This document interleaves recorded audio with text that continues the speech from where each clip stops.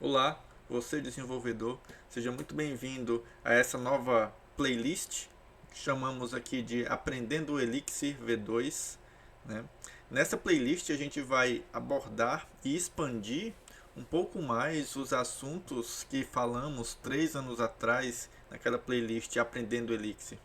Lá abordamos sintaxe básica e fomos avançando um pouco pelos módulos, né, pelos módulos segundo o Elixir School, né, que fomos falando de OTP, de Supervisor, de Genserver, de Worker, etc.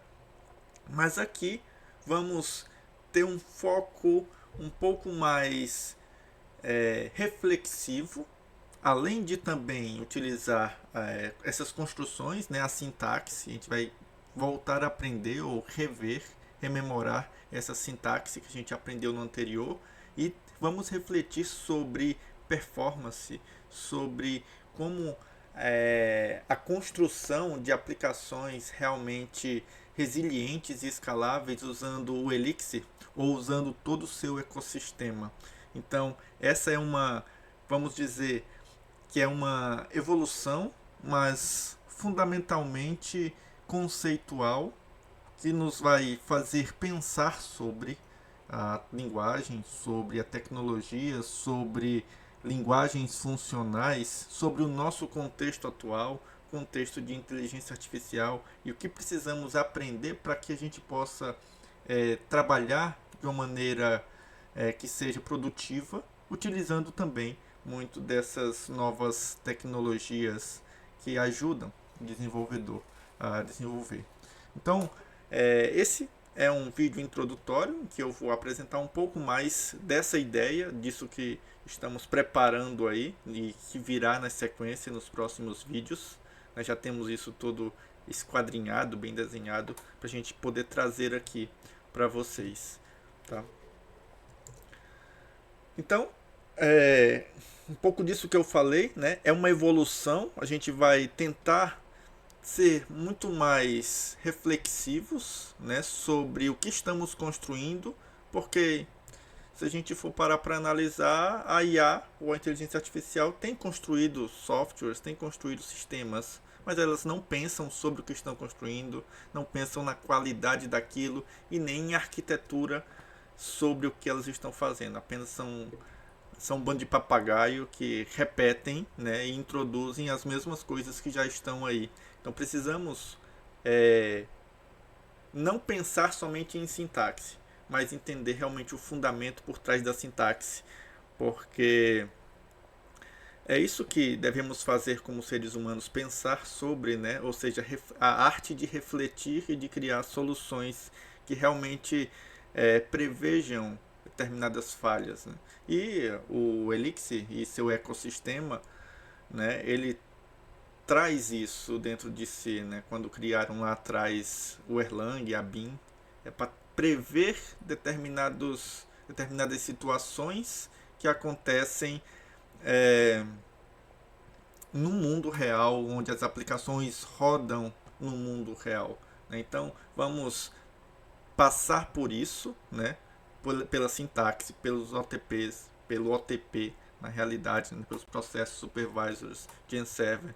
Então, todo esse, esse ferramental disponível dentro da BIM, dentro do Elixir. Vamos entender ou construir, né, sistemas modernos com Phoenix, né, pensando em cada etapa, né, refletindo sobre cada etapa, além de levar isso para a produção. O que a gente precisa fazer para garantir que a nossa aplicação está saudável realmente? Né? Que tipo de análise posterior, que tipo de observabilidade, o que a gente faz aqui que pode refletir no projeto, na aplicação em produção, o que pode acontecer? Como que a gente observa isso? Como que a gente prevê determinadas falhas, né, que pode acontecer no mundo concorrente, no mundo onde as coisas acontecem em paralelo.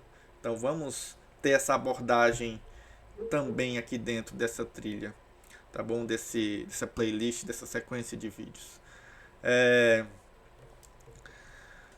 Então, nossa jornada, né, vai passar por fundamentos, né? Fundamentos funcionais. A gente vai rever sintaxe do Elixir, a gente vai rever como funcionam os building blocks, os pedaços ou as construções de código mais impactantes numa aplicação. Por exemplo, a gente utiliza o if, a gente utiliza case, a gente utiliza if. Como é que a gente trata os erros? Então a gente vai ver toda essa questão de sintaxe e sintaxe numa aplicação que realmente ela vai para a produção, né? Não somente, precisamos aprender como é que funciona essa sintaxe, mas aprender ela porque ela é útil num contexto real, né? E no Elixir, o interessante é que a grande maioria das coisas que são disponíveis na sintaxe, na biblioteca padrão, no kernel, você consegue utilizar e você precisa utilizar para ter uma aplicação robusta. Obviamente, também utilizamos coisas um pouco mais nativas do Erlang, né, dentro da nossa aplicação real. Então, assim, entender um pouco desse fundamento funcional e direcionado também dentro do ecossistema Elixir, porque se a gente for analisar uma linguagem puramente funcional como Haskell e comparar ela com Elixir, você vai ter diferenças, né, fundamentais, né, principalmente na forma de tratar os efeitos colaterais, né. Então a gente vai falar um pouco sobre isso também, né. A gente vai pensar sobre essa mentalidade funcional de imutabilidade e transformação de dados, ou seja, os dados eles são transformados, eles chegam a entram em um determinado estado e eles saem através de uma sequência de pipes para um determinado estado. Vamos pensar em arquitetura distribuída e aplicações resilientes. Isso tudo a gente vai abordar nessa sequência de vídeos, nessa também chamada trilha de aprendizagem, tá bom? Pilares, isso aqui é fundamental, né? São coisas que são nativas, né, dentro da BIM e também no ecossistema, né, que fazem muito efeito, são muito significativos hoje em dia, se a gente for olhar, tá? Então a gente temos dentro da BIM ali resiliência e concorrência, e dentro da comunidade a gente tem o Phoenix, que é o Phoenix Live View, que nos dá o tempo real, as aplicações feitas em tempo real. Isso aqui otimiza bastante o processo de desenvolver aplicações, de garantir que essas aplicações estão lá, né? Claro que não é só isso, a gente precisa pensar em observabilidade, mas vamos abordar letting crash, né? Deixa quebrar, como é que funciona isso, por que eles desenvolveram essa... qual é o fundamento, na real, dessa filosofia, né? E a gente utiliza isso do Elixir de fato, a gente prevê cada minúsculo erro ou a gente deixa quebrar e vamos tratar isso depois, né? Como é que isso funciona na prática, né? Num sistema que pode ser levado à produção, como é que funciona a concorrência, que é o grande boom ou exigência, podemos dizer assim, boom de exigência, né, do mercado hoje, das aplicações hoje, elas precisam ser concorrentes, elas precisam rodar paralelamente, você precisa escalar caso a sua aplicação ela não seja o suficiente para a sua demanda.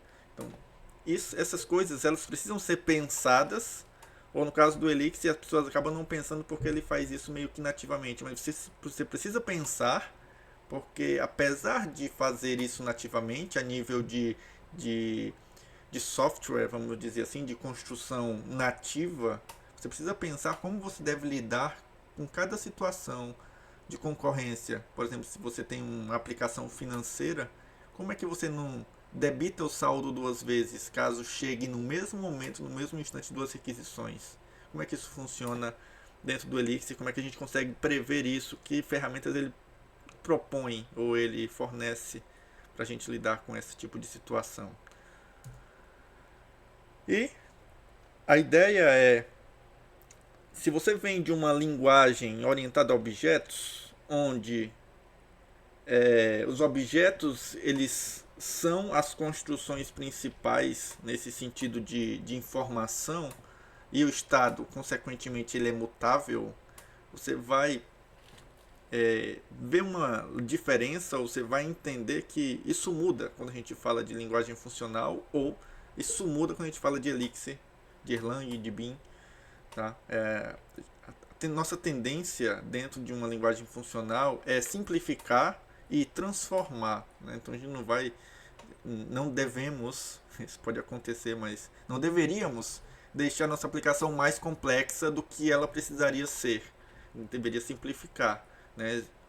Transformar as coisas em módulos, né? Criar funções em que transformam os objetos e deixar os efeitos colaterais dessas informações bem consolidadas, bem mapeadas, porque o que faz a diferença na hora de você garantir uma aplicação os efeitos colaterais, porque se você hoje roda testes num cenário simulado, você tem uma certa garantia.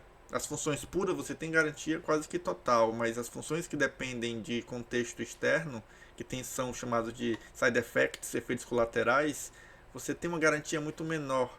Então, são side effects que podem causar problemas na sua aplicação. Então, e esse é o ponto de aplicar. Por isso que, e esse é o ponto, né? Por isso que precisamos simplificar mais ainda para que esses efeitos colaterais sejam muito bem observáveis e a gente consiga medir isso, prever erros e então subir ajustes caso necessário. Então vamos acabar desaprendendo quem vem, né, de linguagens imperativas, né, e orientado a objetos, vai acabar desaprendendo um pouco, né, para poder simplificar e começar a desenvolver aplicações, né, simples, porém que trazem dentro de si tudo que hoje é necessário, né, de concorrência, de resiliência, de escalabilidade. Por isso, vamos quebrar o paradigma ali, né? Durante esse processo, não agora, mas a gente vai acabar quebrando o paradigma, não porque a gente vai comparar, mas porque a gente vai mostrar o caminho que a gente vai seguir, né? Acho que esse vai ser um dos poucos pontos que a gente vai comparar, né? O que faz um, o que faz outro, a gente não faz sentido isso, né, de comparação, porque cada linguagem, cada paradigma atende uma necessidade específica, mas falando desse nicho, desse ecossistema de aplicações que a gente pode construir, né, aplicações para o mundo real, que a gente pode construir com Elixir, então faz sentido você ver os dados como algo que se transforma, né? Então você transforma os dados, por isso você tem uma imutabilidade muito maior. O dado que chega você não consegue mudar, você consegue transformar e no final você tem um dado transformado, que esse dado pode então ele ser salvo, ser enviado para algum ente externo, alguma coisa assim. Então você tem um pipe muito puro, pode ter, tá? Então a possibilidade de você ter um pipe muito puro é muito maior. Então não tem tantos efeitos colaterais. Por que eu falo, pode ter, pode ser assim? Porque é uma linguagem aberta ao que você quer fazer. Né? Você pode pegar todo o seu paradigma imperativo e orientado a objetos e colocar isso dentro do Elixir. Você pode fazer isso. Você precisa? Não. Você não precisa fazer isso. Você pode pensar funcional. Você pode ter uma forma de pensar diferente e aí criar aplicações diferentes. Tá? Você não precisa trazer a sua carga de entendimento, ou nem de entendimento, mas de os dogmas que você aprendeu num paradigma trazer para um outro. Né? A ideia é vamos refletir um pouco sobre o que significa desenvolver aplicações com paradigma funcional e então seguir assim, né? E ver o impacto disso. Né?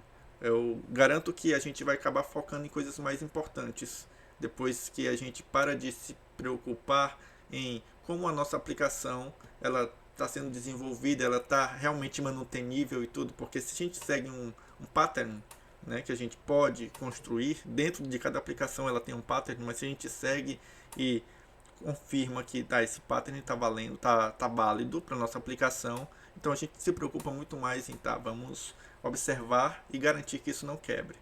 O grande segredo, a grande vontade é ter uma aplicação que você não precise dar muita manutenção. E quando der, você sabe o que fazer, porque ela está clara o suficiente, está manutenível o suficiente. Então você acaba se libertando um pouco quando você tem dados imutáveis, tá?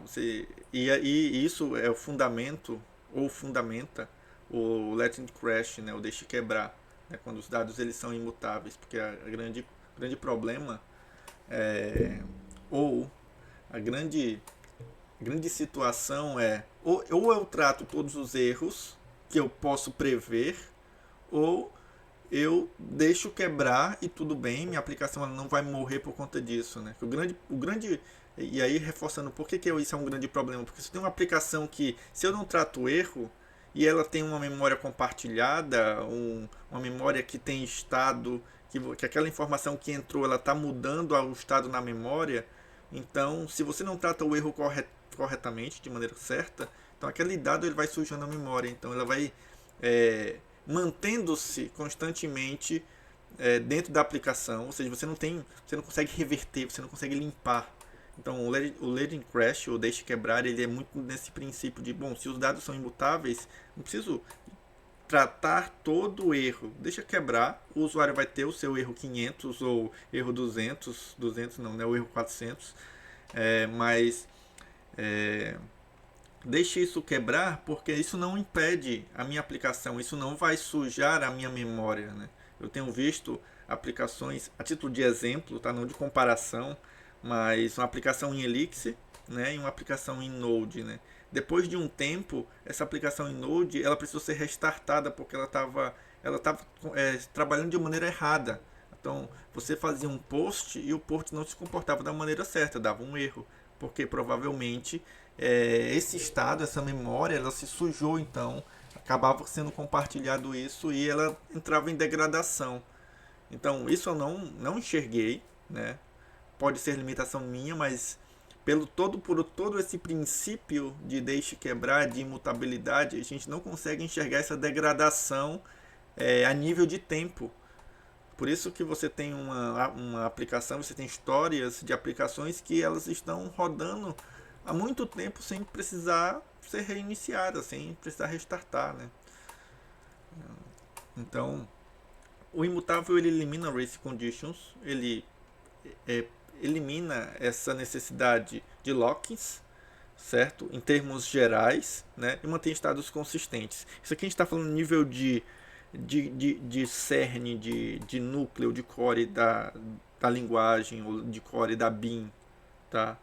A BIM é a máquina virtual onde roda todas as aplicações desenvolvidas em Elixir, de maneira simples. Então, a nível de core você tem essas garantias, mas a nível de sua aplicação você precisa pensar em race conditions, porque se você tem um sistema financeiro, se você tem um sistema em que pode acontecer race conditions, aliás, todo sistema pode ter race conditions. Se você está no mundo, se você jogou o seu sistema em produção, você pode ter milhões de acessos e isso gera race condition em algum momento. Então, se você tem race condition, você precisa pensar sobre ele, né? Porque nativamente a gente tem um sistema que elimina race conditions, que você não vai ter race conditions na sua aplicação, tá? Então precisamos pensar sobre race conditions, sim, mas a nível de aplicação, a nível de, perdão, a nível de sistema, né? De sistema rodando, de sistema implantado, você não vai ter problemas de race condition, questão de memória um pouco mais profundamente, você não vai ter isso, tá? Você não vai ter esses problemas e esses estados inconsistentes por conta de tudo o que a BIM fornece, de tudo o que foi desenvolvido dentro dessa BIM. E aí só para exemplificar, né, a gente trabalha muito com Data Transformation dentro do Elixir, né, é quase um Elixir on Rails, né, você tem uma linha de ação em que as coisas podem acontecer. Você pode e deve tratar os erros de input de usuário para ele não ter um estouro de erro 500. Porém, você tem acho que é um grande diferencial, né, assim, do Erlang, que é a linguagem, podemos dizer, pai do Elixir, é o pipe. Então esse pipe ele faz com que você tenha uma leitura muito mais clara da função ou do fluxo de funções, do fluxo de operações que está acontecendo sobre aquela informação. sobre aquele dado. Então, isso é legal, né? Isso simplifica a nossa vida como desenvolvedor, porque a gente consegue ler aquilo que está feito e entender de maneira clara, e pronto.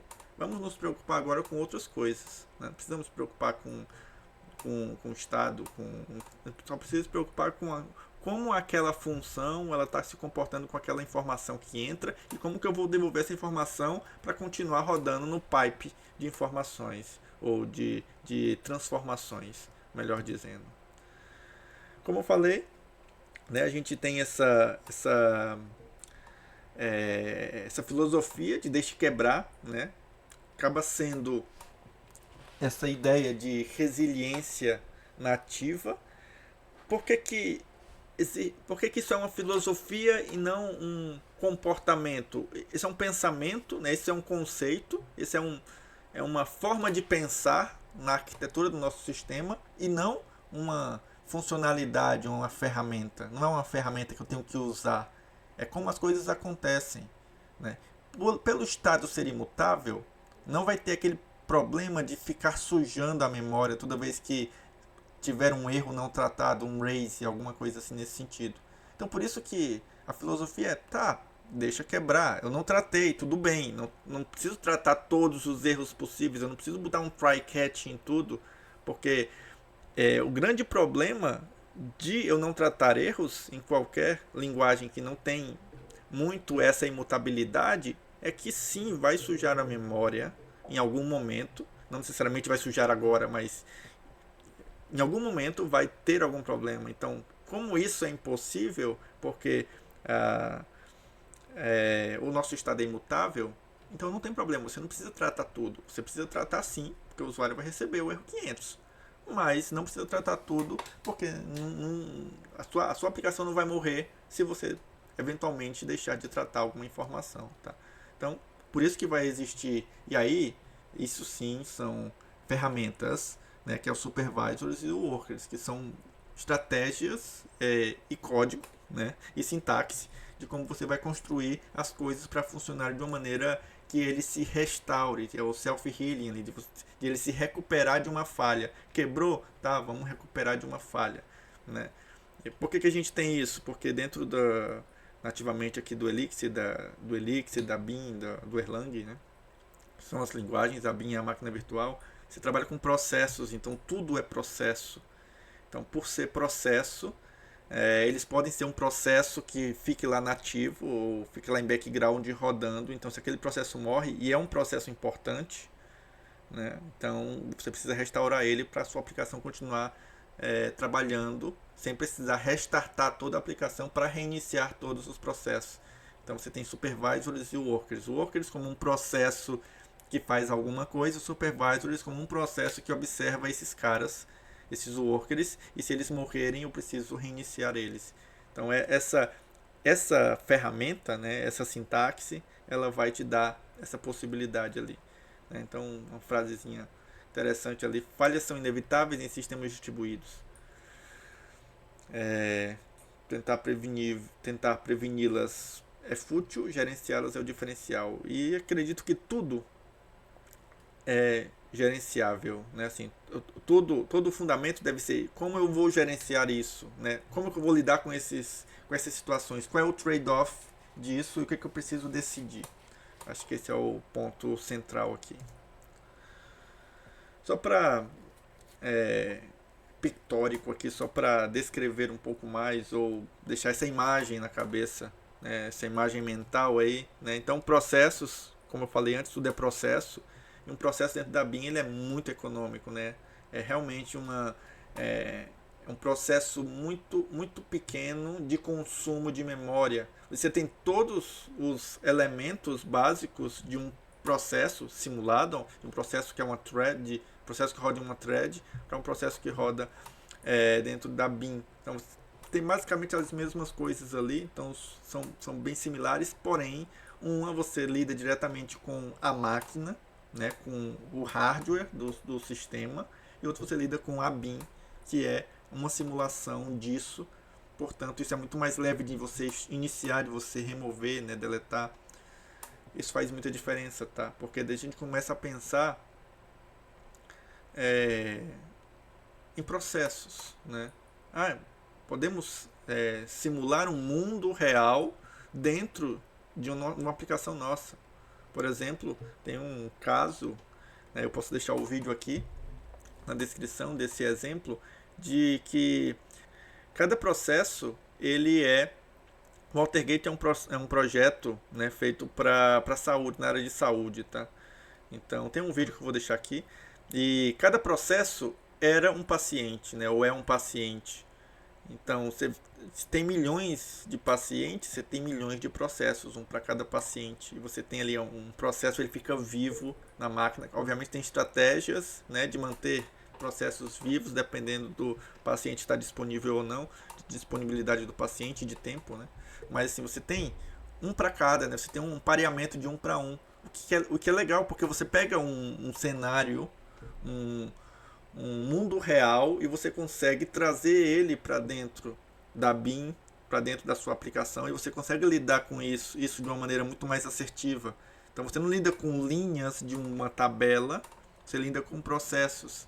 Ou seja, o usuário, né, nesse caso, o paciente, ele não é uma linha no Postgres, no MySQL, não é uma linha de uma tabela, ele é realmente um processo, ele é vivo. Você consegue falar com aquele processo, né? Você consegue mandar mensagens e receber mensagens, né? Minha conotação para falar, tá? Então você pode criar aplicações segundo esse princípio, segundo esse fundamento, porque a BIM te fornece isso, o Elixir te fornece isso.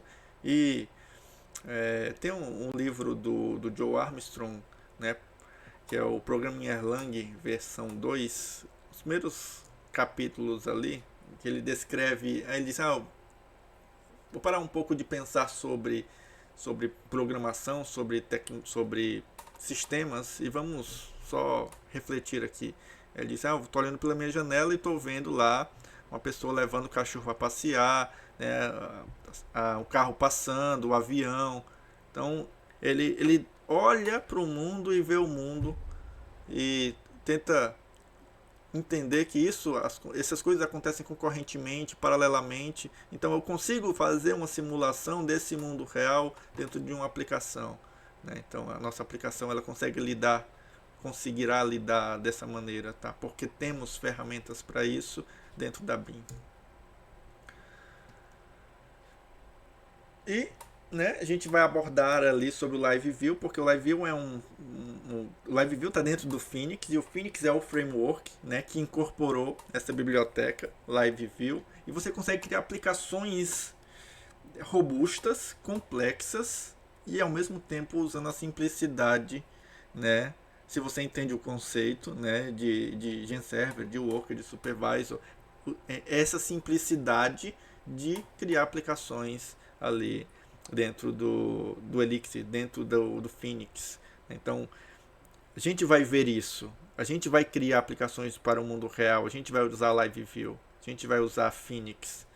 A gente vai criar aplicações que a gente consiga ter métricas sobre isso, a gente consiga prever falhas, porque falhas acontecem, é inevitável, e pensar, trade-off, como que a gente lida com isso? Pode ter uma forma boa de lidar, que tem problemas, e pode ter uma forma não tão boa de lidar, mas que tem vantagens sobre determinado problema. Então, assim, são trade-offs. Tudo é uma escolha, né?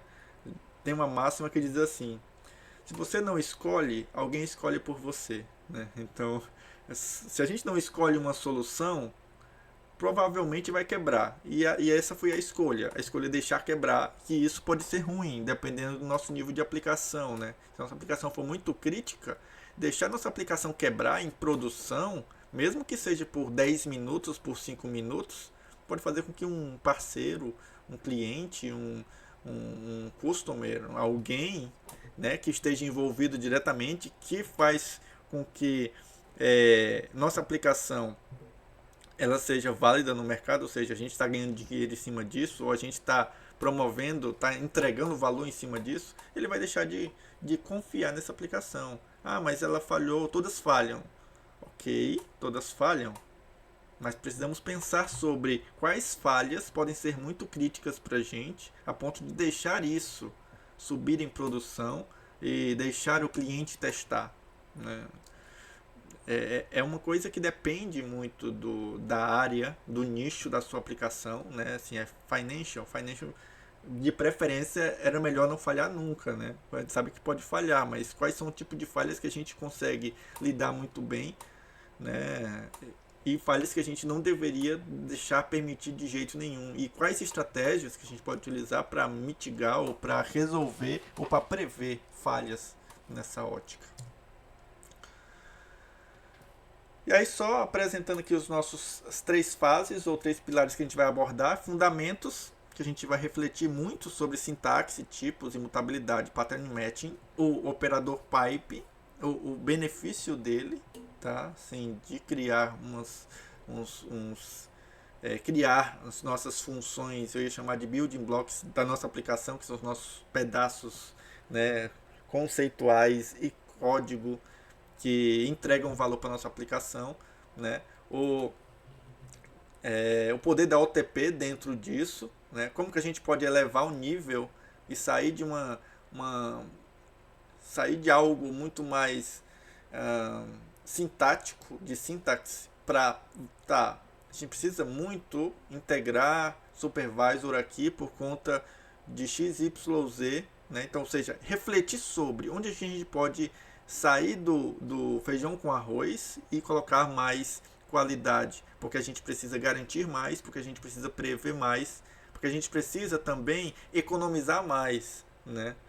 Será que a gente precisa de fila para fazer determinada coisa? Será que a gente precisa, sei lá, integrar Kubernetes e Kafka e não sei o que? Será que a gente precisa disso? Então até que ponto eu realmente vou precisar? Porque hoje eu posso dizer assim, eu preciso, mas talvez eu esteja dizendo que eu preciso porque eu conheço mais uma tecnologia do que a outra. Então, entender muito mais o poder da OTP e ter realmente poder de decisão, ou seja, refletir e decidir de uma maneira consciente, né? Eu tenho um poder porque eu tenho consciência daquilo, não é o poder porque eu estou no nível de tomar decisões, mas eu posso tomar essa decisão, eu posso ser um crítico disso porque eu conheço. Então, conhecer para criticar, né? Então, essa é importante. E 3, né, quais são as ferramentas e ferramentais disponíveis na comunidade e o que a gente pode construir também para que a gente tenha nosso deploy em produção com garantias, com escalabilidade, com métricas, com dashboard que nos informa, olha, isso aqui vai quebrar amanhã, porque está aumentando a quantidade de informação dentro de um processo, porque o processo está vivo há muito tempo.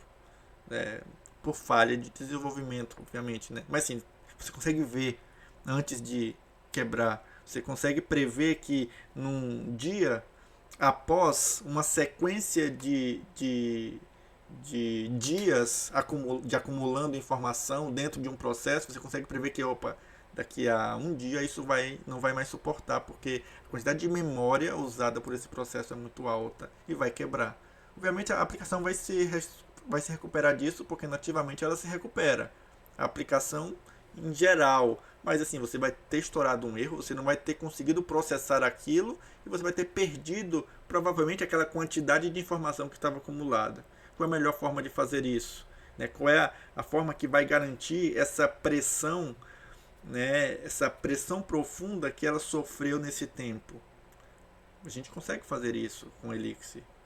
A gente tem um poder do OTP ali que pode fazer isso. Eu vou dividir para conquistar, vou separar em outros processos para processar essa informação, para não acumular muito dentro de um único processo, né? Então, existem formas. Pode ser que o que eu estou falando aqui, vocês não estejam conseguindo visualizar, porque não é só desenvolver usando sintaxe, é pensar sobre, né? E o Elixir, a BIM, Erlang, tudo isso que compila para BIM, você tem Glean também que compila para BIM, tudo isso vai beber da mesma fonte de, não é só uma sintaxe, é entender como que funciona por trás, é entender como que as coisas realmente estão sendo processadas ali, né? O que é um processo, qual é o impacto disso? Se eu estrangular muito um processo, se eu fizer um worker só para tudo, eu vou estar fazendo, eu vou estar não utilizando o poder da máquina virtual da BIM e vou estar quebrando a minha aplicação depois de um tempo. Vai ser como rodar uma máquina dentro do Kubernetes, né? Então ela vai morrer, eu vou restartar a máquina, ok? Mas eu perdi o que estava sendo processado ali, né?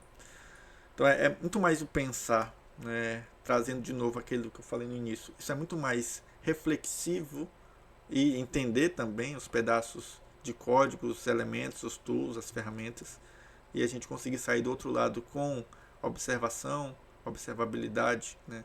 Com produto muito bem manutenível. Qualquer pessoa que entrar no seu time vai conseguir entender muito bem. Não porque está documentado, eu enfiei milhões de linhas de documentação e agora eu entendo porque eu tenho que ler aquela documentação. Não somente por isso, mas porque o código ele está muito legível, ele está simples, né?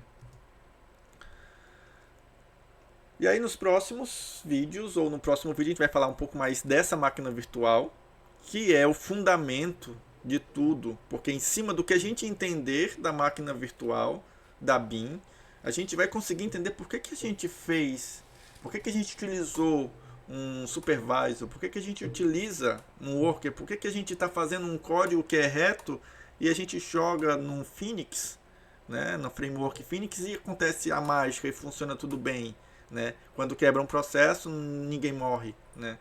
Quem está muito dentro do Elixir, né, que trabalha muito com feijão com arroz, desenvolvendo aplicações Phoenix, acaba não sentindo os benefícios, assim, entendendo realmente como é que funciona a coisa e acaba recebendo só os benefícios sem senti-los, sem percebê-los, né? Só quem consegue trabalhar com duas linguagens, vamos dizer, uma imperativa que ela um Node, por exemplo, um PHP que roda de uma maneira um pouco mais single thread ali, obviamente tem especificidades para você potencializar isso, mas a título de exemplo macro, né, uma linguagem que trabalha em cima de uma thread só, de uma monothread, um single thread e um processo, e você tem uma linguagem que ela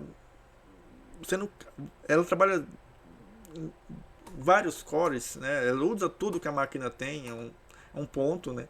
Mas assim, ela trabalha de uma maneira já distribuída. Você acaba não tendo que pensar em várias coisas que outras tecnologias você tem que pensar muito mais.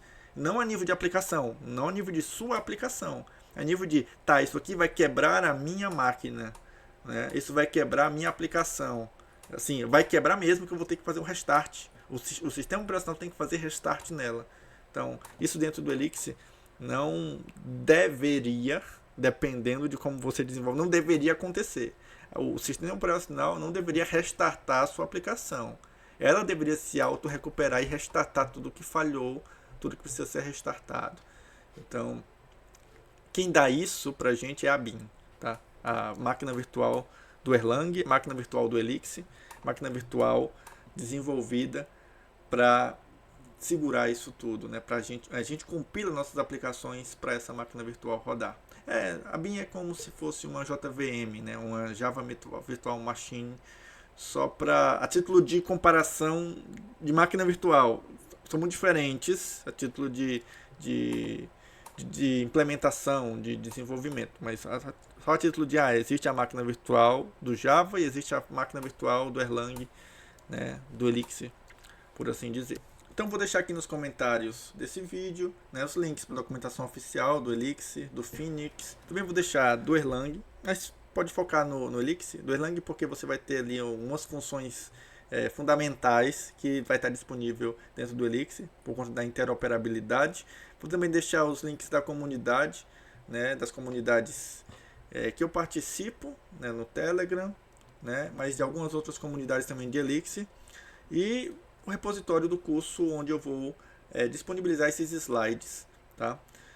Para vocês poderem ter como referência novamente, e também qualquer código que vai acontecer em cada vídeo, né? Então no próximo vídeo a gente vai falar um pouco mais sobre a BIM, entender um pouco mais profundamente, mergulhar dentro disso, né, para que a gente possa voltar para a sintaxe e aí entender realmente e visualizar como que essa sintaxe conversa, né, com a construção da BIM, né? Como que isso funciona, né? E acredito que isso vai ser importante para os próximos passos que a gente vai tomar aí. Então, se você tiver gostado desse vídeo, curta o vídeo para poder chegar a mais pessoas, né, interessadas nesse mundo Elixir, desenvolvimento de aplicações robustas, escaláveis, resilientes e mais, né? E se inscreva no canal caso você não seja inscrito. A gente vai manter essa sequência de vídeos aí até a gente conseguir fechar com chave de ouro ali no deploy, né? Passando por tudo isso que a gente comentou e chegando no deploy. Tá bom? E no deploy e pós, que é a observação daquilo que a gente implantou ali em produção. Obviamente a gente vai ter vídeos um pouco mais práticos e outros um pouco mais conceituais. Então, até o próximo vídeo. Eu espero você. E se tiver alguma dúvida, comente aí nos comentários. Vou tentar responder o mais breve possível. Até mais.